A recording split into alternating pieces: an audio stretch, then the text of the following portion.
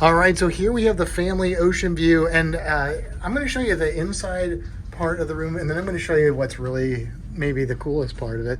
You've got your bed here, and then you've got the pull down. So you could get one person up here, two people here, and then this folds out, so you get two more potentially. They also have the adjoining door that you can connect to another room if you have an even larger family.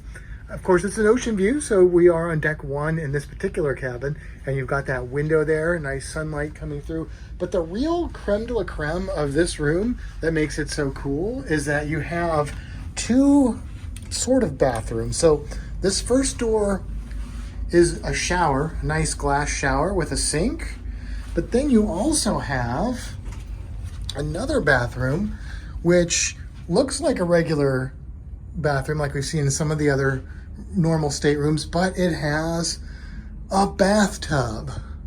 So very good family room. So all right, there you go.